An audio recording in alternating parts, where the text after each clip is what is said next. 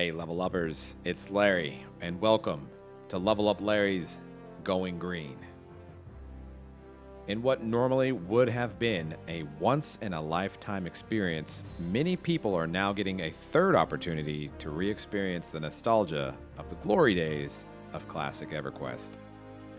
The first opportunity was back in 1999 for the original launch of EverQuest, where everyone was learning alongside each other while exploring the mysterious world of Norath while embracing the unforgiving mechanics of Classic.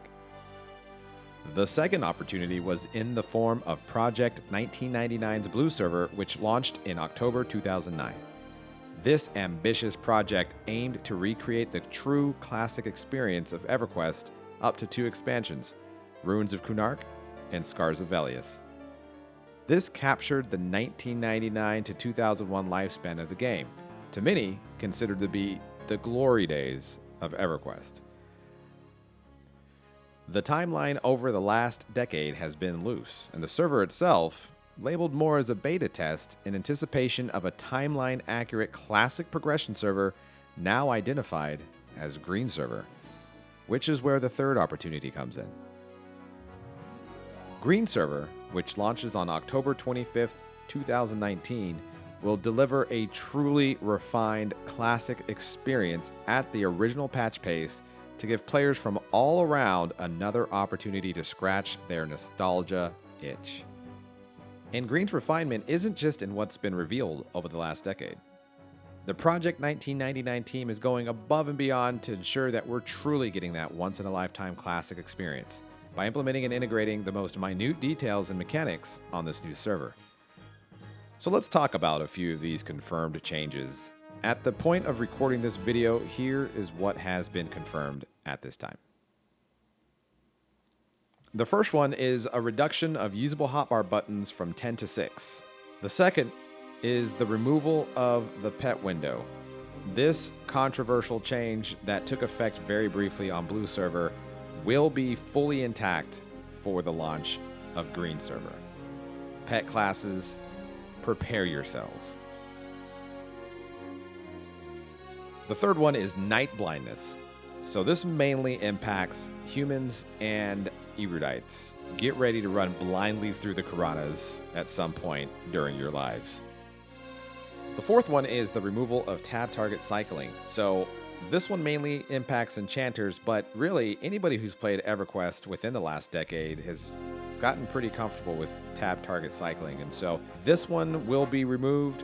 We will have to rely on the old school targeting system, which is essentially just to click what you're trying to target. The fifth change specifically impacts spellcasters. Pre-level 35 spellcasters will need to have their spellbooks open in order for Meditate to take effect, which essentially equates to increased mana regeneration, which is absolutely critical as a spellcaster. While this change may not be as bad as originally shared by Rogan on the Project 1999 forums, which was a black screen with just your spellbook, as it were in Classic, this one may not be as bad with the Titanium Client spellbook, which is significantly smaller and still allows you to see everything around you. The sixth and final confirmed change at the point of recording this video is no custom user interfaces. That's right, we will have to all use the Titanium Client's UI for Green launch. Now, there's some speculation around whether or not the Project 1999 team will build a classic or customized UI specifically for a Green launch, and that brings me to some of the changes that are being speculated at this point in time. So other than the customized and forced user interface, there's also modifications being done to the third-person camera. This may be hard to explain if you don't remember how it was in Classic, but the third-person camera in Classic was very, very restrictive, to the point where it was rendered virtually useless. That's why you have so many folks that did play Classic recall that they spent a lot of time in first-person mode. Another speculated change is the inability to reorganize your spells in your spellbook. Those of you who are OCD about where your spells are, like myself, this one may be a tough pill to swallow. You will have to be very strategic with how you organize and manage your spellbook, at least for the first 7 months of Green's lifespan. The maximum of 1 chat window is another speculated change. So the classic UI back in 1999 was pretty limited, and there was only room really for 1 chat window.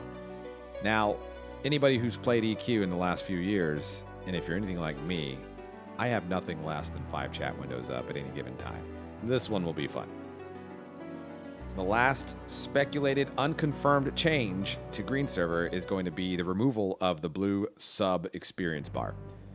We will just have the regular yellow experience bar, and we'll just have to watch those yellow pixels creep as we grind to max level. So there you have it. Those are some of the confirmed and speculated changes that will make Green Server just that much more of a unique experience. So let's take a brief moment to talk about the server progression timeline. The anticipated patch release schedule is as follows. On January 2020, Plane of Fear will launch. April 2020, Plane of Hate. May 2020, Temple of Solosec Row will open. August 2020, Plane of Sky launches. And it won't be until November 2020 where we'll see our first expansion come out, Ruins of Kunark.